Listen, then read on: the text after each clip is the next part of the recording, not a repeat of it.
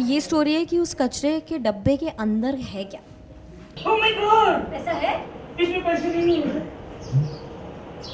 बिल्कुल पैसे नहीं है। पैसा बताओ, पैसा इसमें।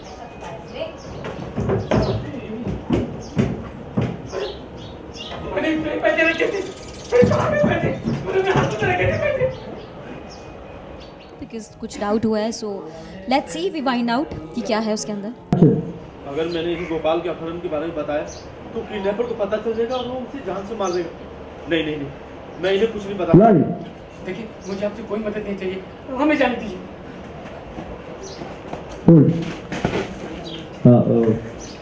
ब्लॉक खोलना।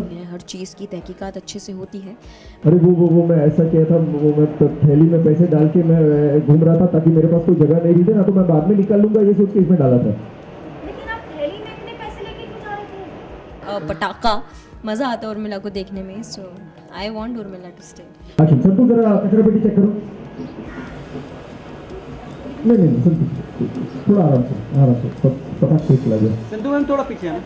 ओके, मैं सबसे पहले मैं जानना चाहूँगा किस केस को निपटा रही है आज आप, किस केस को सुलझा रही है, बताइए इस बारे में। देखो, इस बार जो केस आया वो बहुत ही अलग है। वैसे हमारे सारे केसेस ही अलग अलग ही होते हैं, बट जैसे आपने सुना होगा कि लोग पीछे पड़ते हैं लोगों की जायदाद पे, उस पर कब्जा करना चाहते हैं। यहाँ एक ऐसा इंसान आया है जो एक कूड़ेदान पर कचरा, मतलब जो कचरे का डब्बा होता है उस पर कब्जा करना चाहता है।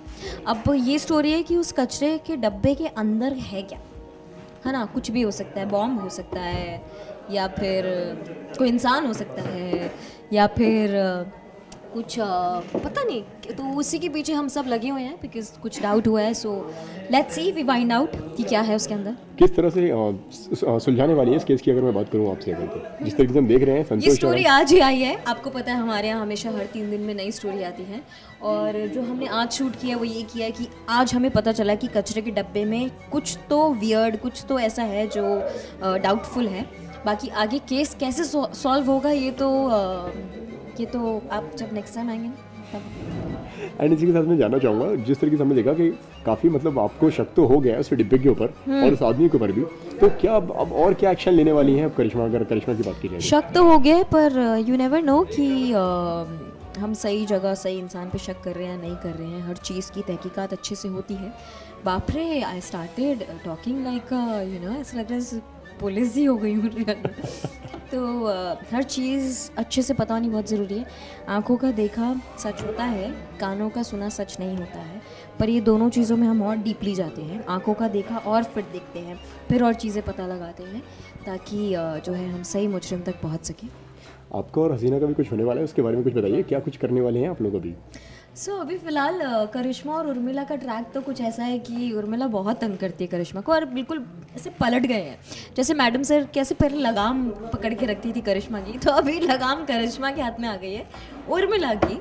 तो it is actually very cute, scenes are very cute, and Urmila is पटाखा। मज़ा आता है उर्मिला को देखने में, so I want Urmila to stay. Personally कितना मज़ा आता है, एंजॉय आता है जब जिस तरीके से ट्रैक जो है काफ़ी चेंज हो गया, अभी एक्शन हो गया है। हर एक सीन में हम एंजॉय करते हैं, बिकॉज सीन लिख के तो आता है, पर यहाँ जब हम रिहर्स करते हैं तो वो कुछ अलग ही हो जाता है।